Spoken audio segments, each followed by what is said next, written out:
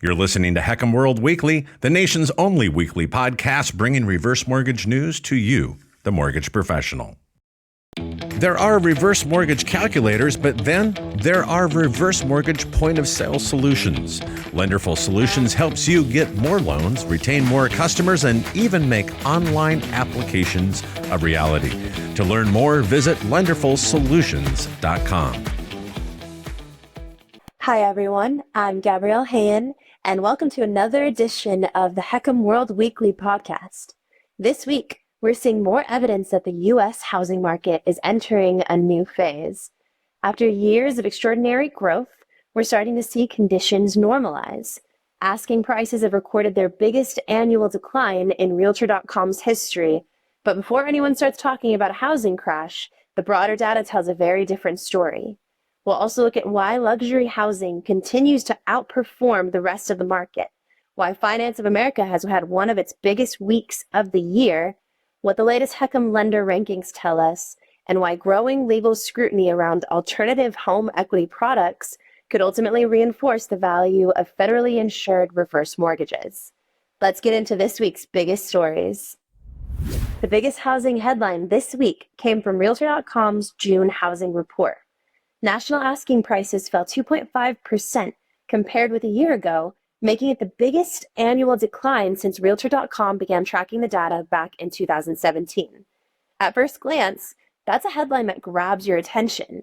After several years where home prices seemed almost unstoppable, seeing the words record decline naturally raises questions. But this is one of those stories where the headline only tells part of what's happening. When you dig into the report, you find a market that's actually becoming healthier. New listings continue to rise, and pending sales have now increased for 7 consecutive months. Homes are no longer taking longer and longer to sell. In fact, the median time on market has now returned to almost exactly where it was before the pandemic. Even contract cancellations remain below last year's levels. So rather than seeing widespread distress, what we're actually seeing is a housing market becoming more and more balanced. Buyers are returning, sellers are adjusting expectations, inventory is improving, and in many respects, this looks much more like a normal housing market than what we've experienced after the past 4 or 5 years.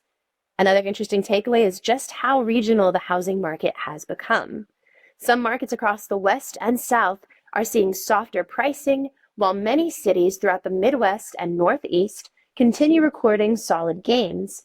There really isn't one national housing story anymore. And for the reverse mortgage industry, however, perhaps the biggest takeaway is this. Most homeowners over the age of 62 have built enormous amounts of equity over the past decade. Even if asking prices soften modestly in some markets, that doesn't materially change the housing wealth that many older homeowners already possessed. If anything, it's more balanced housing market encouraging a different conversation. Instead of simply waiting for prices to continue climbing, homeowners can begin asking how they can make better use of the equity they've already built. And that's exactly where reverse mortgages continue becoming increasingly relevant. While much of the market is returning to normal, luxury housing continues telling a very different story. According to new research from Redfin, luxury home prices increased 4.7% over the past year. That's more than 3 times faster than the broader housing market. And the reason is fairly straightforward. Affluent buyers tend to be much less sensitive to higher mortgage rates and broader economic uncertainty. Many purchase with significant cash reserves or existing wealth, allowing demand to remain much stronger than in the mainstream market. We're also seeing luxury sales continue gaining momentum in places like San Francisco, supported by ongoing investment in artificial intelligence.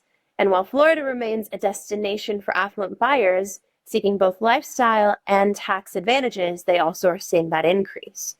For reverse mortgage professionals, this is another reminder that housing markets are becoming increasingly segmented. Higher value homes often mean greater available equity. That creates significant retirement planning opportunities for homeowners who may be incredibly asset rich, even if they don't necessarily feel cash rich. Housing affordability also remained firmly on Washington's agenda this week. President Donald Trump again questioned whether he would sign the bipartisan 21st Century Road to Housing Act, despite the legislation receiving overwhelming support in both the House and Senate. House Speaker Mike Johnson has indicated he still expects the bill to become a law. If President Trump does veto the housing bill, are you committed to repassing it with a veto-proof majority? He won't veto the bill. We already know that. He'll either allow it to just go into law, or he'll put his signature on it and take partial ownership. And I hope he does the latter. Regardless of how the political process plays out, the bigger picture hasn't changed. Housing affordability has become one of America's biggest long-term policy challenges. The legislation focuses on increasing housing supply, supporting accessory dwelling units, improving housing finance, and strengthening housing counseling. While there are no direct reverse mortgage provisions, many of those issues intersect with the reverse mortgage industry. Whether it's aging in place, multi-generational living, or helping homeowners make informed financial decisions, the broader housing conversation continues moving closer to the issues this industry deals with every day. One company that certainly had a big week was Finance of America. The company officially completed its acquisition of reverse mortgage servicing assets from Onity Mortgage.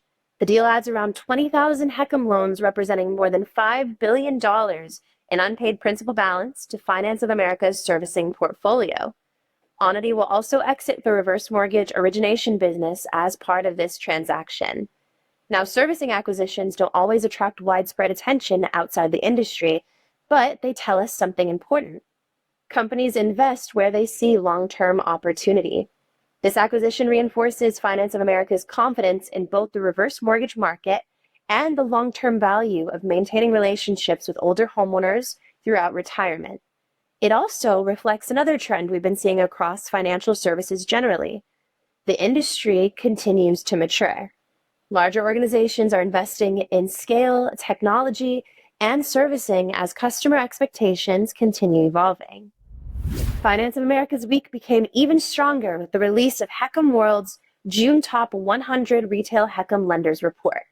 The company returned to the #1 spot nationally with 481 endorsements.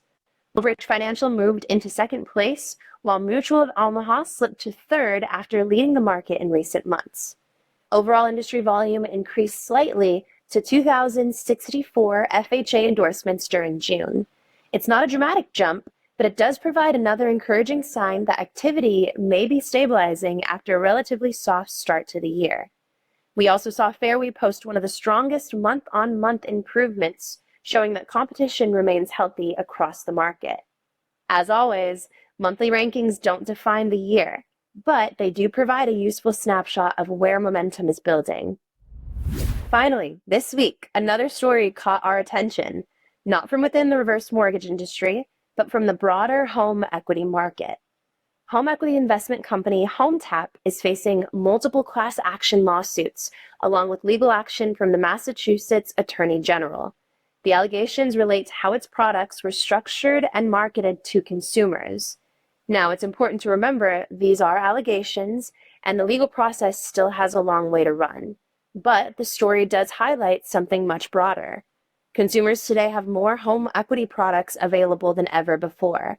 And as those products continue evolving, regulators and consumers are paying much closer attention to how they work, how they're explained, and whether homeowners fully understand the long-term implications. For the reverse mortgage industry, that's a timely reminder of one of the HECM program's greatest strengths. HECM reverse mortgages have operated within a robust regulatory framework for decades. Independent counseling, FHA oversight, and extensive consumer protections remain key features of the program. As the wider home equity market comes under greater scrutiny, education and transparency are only becoming more and more valuable.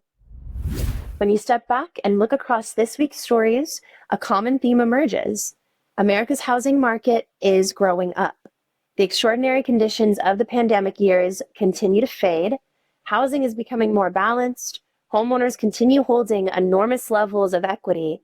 Major lenders are investing for the future, and consumers are being presented with more choices than ever before when it comes to accessing the wealth tied up in their homes.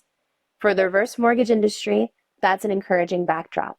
The conversation is no longer simply about accumulating home equity. It's increasingly about helping older homeowners use that equity wisely to support retirement, financial resilience, and the ability to age in place. And as that conversation continues evolving, the role of trusted advice has never been more important. Thanks for joining us for another edition of HECM World Weekly. I'm Gabrielle, and we'll see you next week.